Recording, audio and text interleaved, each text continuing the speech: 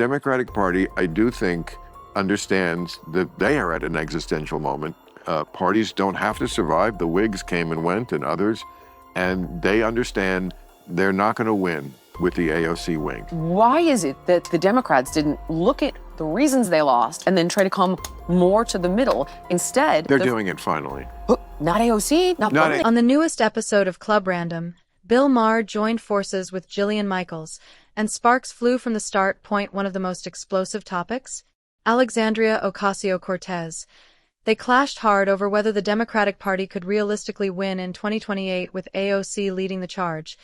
And let's just say, it got intense. Maher didn't hold back, dropping fiery truth grenades left and right. But Jillian wasn't rattled. She pushed back with sharp, unapologetic counterpoints. Playing the devil's advocate like a pro, there's a ton to break down here, so hit that subscribe button, and let's get into it. She's the front runner, followed close, I guess not a close second, but then... That's just name recognition. Okay, fair. And one would hope, honestly. Because I've been underwhelmed by her for quite some time, whether you like her or not.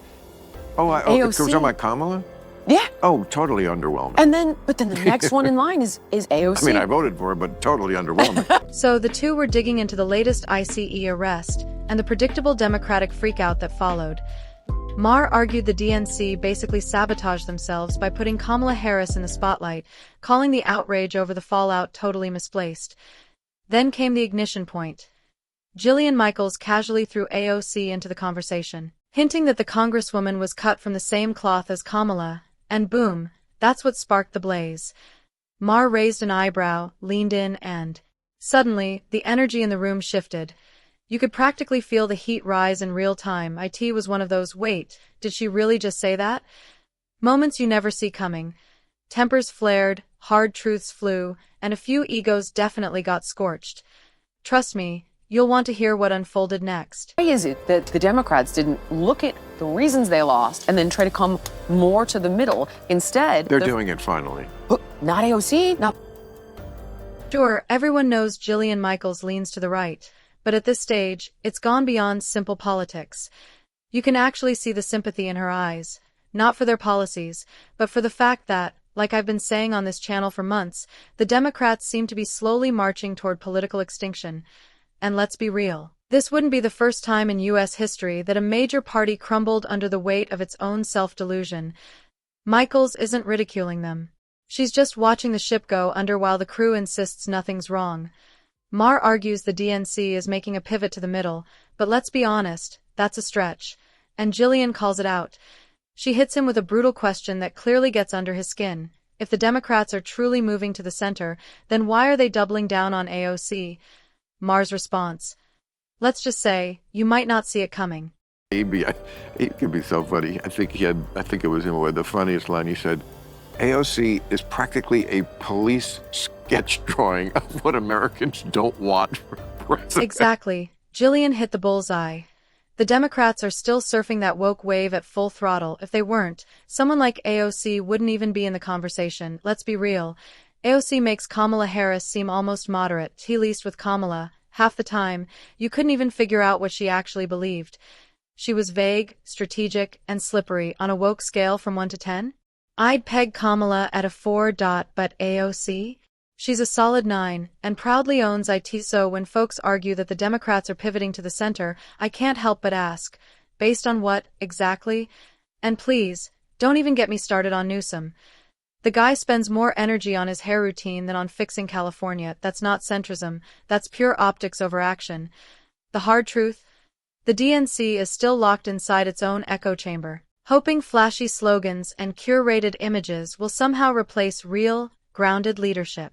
But it's 2025. The election isn't for 3 years. This means nothing. You know what it is? This means nothing. It's the fact that I thought they're not going to do it. I would bet my house on that. They are not going to go that route. I respect Maher's optimism. Honestly, I do. But let's be real. We all can't be wrong. Not long ago, Don Lemon appeared on Club Random, and when Maher asked who he thought would follow Kamala Harris, Lemon didn't even blink. He said AOC. Another guest on Real Time echoed the exact same thought. And now Jillian Michaels is chiming in with the same take. To this point, it's not a fringe theory. It's turning into a consistent narrative. Personally, I see the future shaping up into a heavyweight clash between AOC and Gavin Newsom, with AOC ultimately walking away with the win. Why? Because while Newsom brings the polish and presentation, AOC brings raw energy and fire. And don't forget, nobody gave Kamala Harris even a slim chance either. Yet somehow, she led the DNC right into disaster. So if Maher is counting on logic, tradition, or strategy to guide the party's next decision, he might want to buckle up, because the next curveball is already on deck. The Democratic Party wants to survive. Every party does. As they say in Jurassic Park, life fights away. I see it out here with the groundhogs in my lawn. I see it with the Democrats. With the ducks. I have ducks, and they go in the pool, and I yell at them, and they get out. Maher thinks an AOC ticket would be a political disaster, and he's confident the DNC won't go there. But let's be honest, it sounds like he's forgetting his own history with this party. Because if we're going by past experience, they rarely take his advice. A few years back, he raised concerns about Joe Biden's mental decline. Silence. They pushed forward anyway. Then 2 years ago, he warned them about Kamala Harris, said she was unelectable, uninspiring, out of touch, and still, the DNC went all in and gave her the spotlight. Now here we are again, and Maher's holding out hope they'll listen when it comes to AOC. Come on. The Democratic establishment has already shown they'd rather cling to ideological purity than make smart, strategic choices, so even though Maher makes some valid points, history tells a different tale. 1. Where his warnings get tossed aside like old news, in fact, his critiques might actually boost AOC's appeal with the party's activist wing. Because when Maher says, don't, they seem to hear go for it. The Democratic Party, I do think, understands that they are at an existential moment. Parties don't have to survive. The Whigs came and went, and others, and they understand they're not going to win with the AOC wing. AOC's approval rating is hitting record highs, even inching ahead of Donald Trump in certain polls. That's no small achievement. People aren't just backing her, they're captivated by the AOC persona. She's young, energetic, fiercely outspoken, and embraces her working-class background like it's a badge of honor. And in today's political climate, where relatability and social media flair dominate, that's a powerful mix. She the most intellectually rigorous figure on the scene. Not quite. But let's face it, brains alone haven't been a requirement in politics for a long time. What matters now is image, momentum, and the story you tell, and AOC nails all three. Don Lemon and others have voiced the same observation. The DNC needs to stop second-guessing and start paying attention to the base. Because like it or not, a sizable part of their voters want AOC. Whether that's wise in the long run is up for debate. But the wave is real, and it's building fast. A bitter pill for the Latinx, gluten-free, non-binary Hamas lovers in the party, but they're just going to have to swallow hard at the end of the day. Exactly. Yep. A vote for AOC is a vote for more wokeness, plain and simple. She doesn't pretend otherwise, and her base treats it like doctrine. But let's be honest, if she's passed over, the country's not going to fall apart. Sure, the far left will probably kick and scream, but most Americans, they're just tired. For nearly a decade, we've been bombarded with woke ideology, lectured, shamed, guilt-tripped for not keeping up with an ever-shifting rulebook. People are worn out from identity politics, cancel culture, and this relentless focus on virtue signals over actual results. And that's where Trump, like him or not, changed the dynamic. He bulldozed through the noise, flipped the narrative, and reminded people that common sense still matters. To millions, he was a breath of fresh air in a world where everyone felt like they had to tiptoe. So no, we're not looking to rewind the clock. We're not signing up for more division disguised as progress. What people are craving now is clarity, conviction, and real leadership. And that's not what AOC is offering.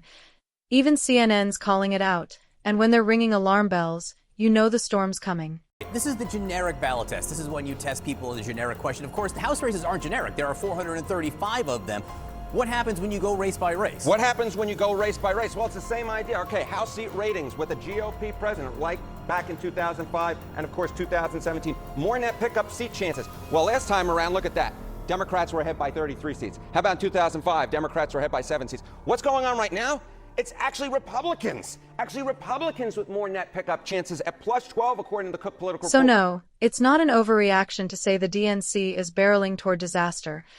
Every political signal is flashing red, the warnings are everywhere, and even their most loyal supporters are starting to take notice. Just look at the midterm outlook, it's bleak. Approval ratings are tanking, voter enthusiasm is fading, and critical swing states are slipping away like grains of sand. For the last 6 months, the Democrats have been stuck in a tired loop. Attack Trump, stir up anti-ICE rhetoric, deflect responsibility for the Middle East mess, and hope the chaos buries their failures. But here's the twist. None of it is working. Despite the relentless smears, Trump's numbers remain solid. In some places, they're even rising. Why? Because voters aren't buying the smoke and mirrors anymore. They're done with blame games. They're craving real leadership that delivers, not just noise and theatrics. And for all his flaws, Trump still symbolizes that kind of leadership to a large part of the country. At this point, it's not just that the Democratic Party feels disconnected, they're actively ignoring the alarms, even from within their own ranks. Propping up AOC won't solve the crisis, it'll only spotlight it. Meanwhile, Trump's momentum keeps building, fueled by Americans who are tired of empty promises and desperate for something real. If the DNC keeps choosing ideology over practicality, wokeness over wisdom, they won't just lose elections, they'll lose the nation's trust altogether. And that wraps up today's video. If you got value from this breakdown, go ahead and hit that like button. And don't forget to subscribe for more videos just like this. Thanks for tuning in, and I'll catch you in the next one.